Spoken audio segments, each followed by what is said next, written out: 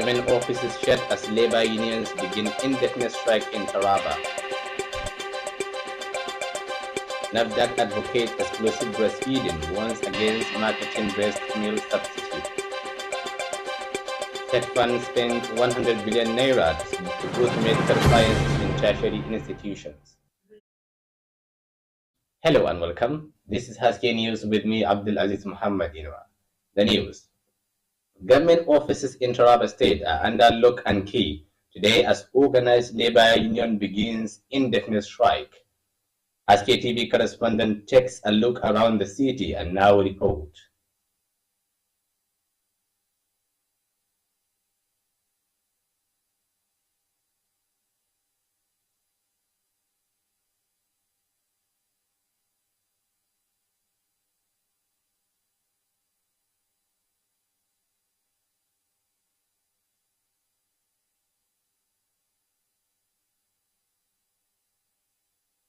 Activities in ministries, departments and agencies have been halted following the strike action by the Nigerian Labour Congress and the Trade Union Congress. In a meeting on Sunday afternoon, the union said the industrial action is in protest against alleged irregularities in the state's biometric data capture exercise, which they claim excluded some genuine workers and labeled them as ghost workers. NLC Chairman Peter Jidel and TUC Chairman Sule Abasu accused the committee in charge of engaging in illegal practices.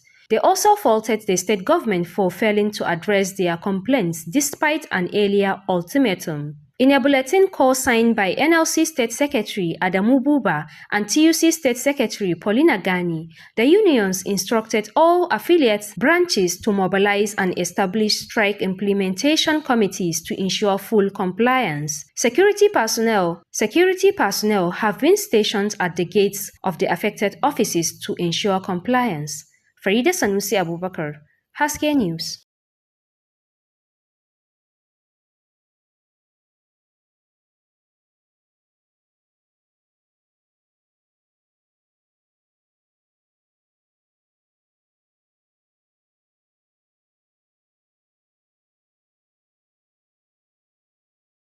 The National Agency for Food and Drug Administration and Control, Bauchi State Office, has reaffirmed its commitment to promoting and protecting breastfeeding through effective advocacy and strict monitoring of breast milk substitutes. The NAFDAC State Coordinator in Bauchi, Hamis Yahaya, said this during a press conference to mark the 2025 World Breastfeeding Week.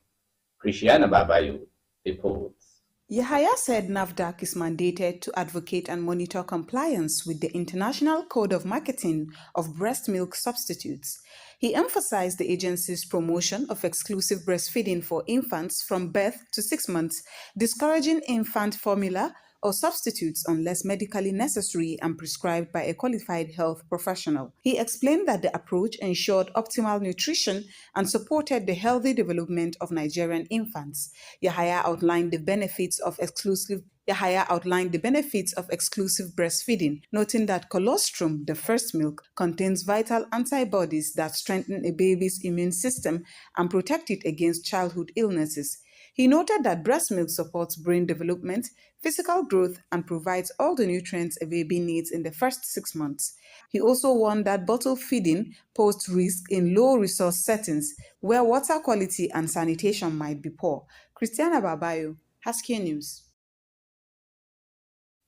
The Tertiary Education Trust Fund has released over 100 billion naira to selected tertiary institutions across Nigeria to expand training in medical sciences and address the shortage of health care professionals in the country.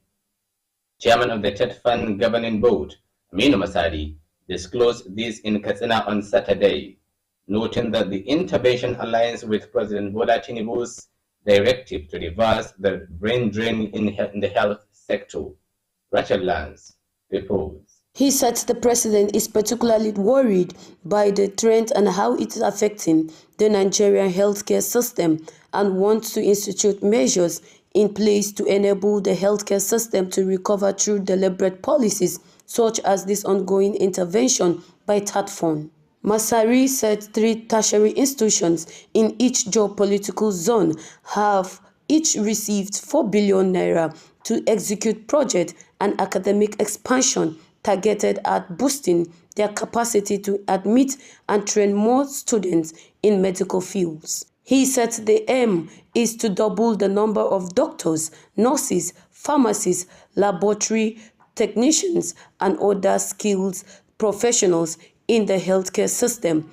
This will no doubt enhance healthcare delivery in the country. Masari noted that every fiscal year, TAT Fund carries out intervention at state and zonal level, but because of the need to spread the impact throughout the country, this medical sciences project is TAT Fund's high impact intervention for 2025.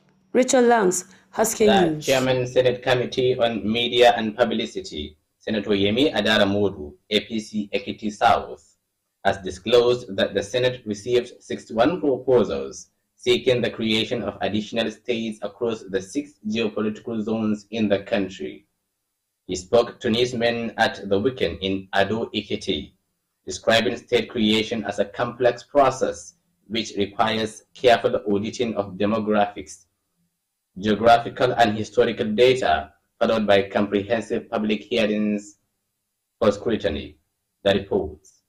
Daily Trust reports that the 10th National Assembly has embarked on the review of the 1999 Constitution, with creation of additional states dominating debate during the recent public hearings in the North and the South. Senator Adaramodu recalled that the Senate President, Godswill Akpabio, had confirmed 42 proposals for state creation in July, but noted that the number has now increased by 19, bringing the total to 61. The lawmaker said the Senate cannot recommend the creation of any state until all relevant factors have been thoroughly assessed. He added that the Senate will collate them, after which the Constitution Review Committee, headed by the Deputy Senate President, Senator Jibrin Barrow, will aggregate, assess, and filter them before preparing a report to the Senate. He assured that once that report is ready, the Senate, in conjunction with the House of Representatives, will hold a comprehensive public hearings. Abdulaziz Muhammad Inwa. In another report, the Benue chapter of the Federation of Agricultural Commodity Associations of Nigeria has taken steps to reposition, reform, reorganize, and strengthen commodity associations in the state. The coordinator, Benue Fakan, Mr. Vatalis Tanangu, said that the initiative was to reinvigorate the associations to adopt best agronomic practices to boost food production. The coordinator stated in a letter to the Fakan national president on Monday in Makurdi that a committee had been immediately constituted to review the associations for improved performance and coordination.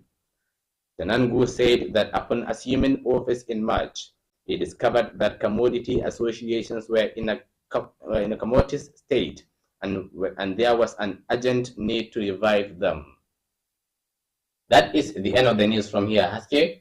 I am Abdulaziz Muhammad Inwa saying goodbye.